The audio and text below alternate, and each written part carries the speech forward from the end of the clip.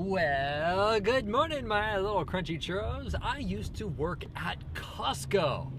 I used to work on the front end, which means that I was one of the guys who would put all of your groceries into boxes. And I would ask you, would you like a box? And you would say yes or no. It was a really fun job, and Costco really does take great care of their employees. They started me out at $11.20 an hour, I believe it was. Which is quite high for when the minimum wage was $7 or $8 per hour.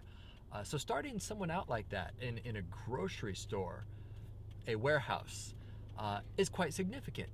And because of that, they attracted a lot of people who were considered lifers, or people who would just stay there all their life, and even a lot of college graduates. I was going to Whitworth College at that time when I was working at Costco, and then after I graduated from Whitworth, I took on more of a full-time role. And at that point, I was married to Liz. We were living in Spokane. I'd work on Division Street, and I'd drive over there on my lunch break. I would have my nunchucks, and I would go out to, I know this sounds really strange, but yes, I would bring my nunchucks to work. I wouldn't bring them in the store at all, but I'd leave them in my car, and then just to unwind, because it can be a pretty stressful kind of job, I would go out and just twirl nunchucks. Not on their property, but just kind of away. There was a little grassy area, sort of down into this decline, so that no one could really tell, except for once. Because the employees would park all the way out there, and one of my bosses actually saw me. Hey, Bo, what are you doing out there? Twirling my nunchucks. Do you want to make something of it?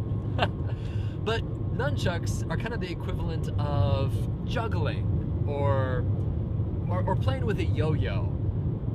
But they're slightly cooler simply because they're considered a weapon, even though you could probably do more damage with a yo-yo than nunchucks. There's a lot of force with a yo-yo. Get that thing spinning, hit someone in the head, woo! They would be out cold. Little solid piece of plastic.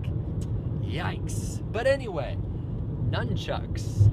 I would do that during my lunch break, and sometimes I would just stay in the lunchroom and actually eat my lunch.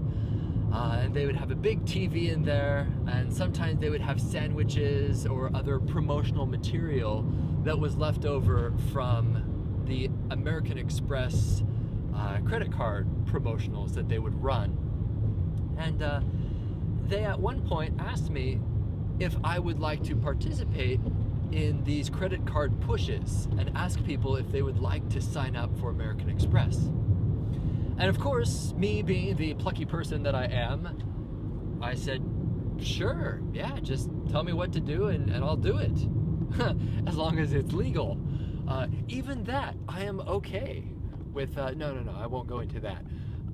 So they hooked me up with this other lady, Yvonne, was how she pronounced her name, was Yvonne. Really nice lady, very, very super nice. A great saleswoman. I'm gonna offend all the people out there. Sales individual. And she just taught me how to sell the hardest thing ever. Oh, that lady was not watching where she was going, and she got honked at. Woo! Did you hear that? So anyway, selling credit cards is probably the worst possible thing that you can sell, because you're basically selling people debt. And I hate debt. There were some very, very awkward conversations that I had with people, and I would stand there at the register with my little gun, and I'd wait until someone's card would come along, and it looked like the... Oh, Lucy's just said, yeah, it's okay, sweetie.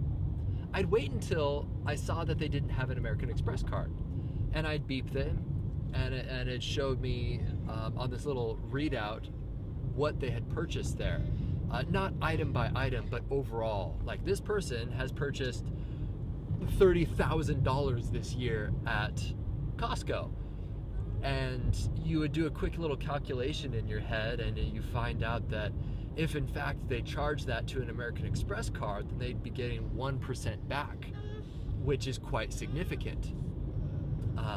Unfortunately, some people don't know how to use credit cards, and they rack up a bunch of debt on them. And I remember very, very distinctly this one lady, I said, hey, it looks like this program would really work for you.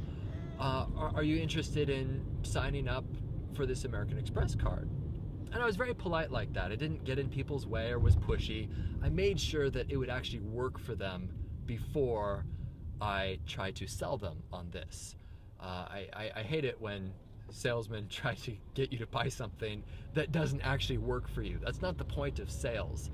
And this is what I learned. The point of sales is to complement someone's needs. That is, find out what they need and fill that need. It's not necessarily, unless you're a really rotten salesman, the point of sales is not to trick someone into buying your product. Because no one likes that. I don't like that. Other people don't like that. You find out what their needs are, and then you solve that. If you can't solve it, then you move on to the next person. Anyway, I could go off on that, and how before I really hated salesmen, but that's just because I had a bad experience with them, in the same way that some people have bad experiences with doctors or dentists or lawyers. They're not all good people, but the majority of them are actually good people. Like me, for instance, selling this lady an American Express card, and I said, would you be interested? And she kind of hesitated, and I remember she was just kind of this younger woman. She said, well, I have so many credit cards already. And at that point, I'm probably the only credit card salesman to ever say, I refuse to sell you this credit card because you have said that you already have enough. And I just said, hey, I don't want to burden you anymore. Have an awesome day. And she said, well, thank you. And I moved on. But boy, I remember that, just thinking, that poor lady. And I have resolved, not only, before then, and especially since then, never to try to make someone, or even to suggest to someone that they should buy something when it doesn't work for them. So yeah, be a Christian before you're a salesman.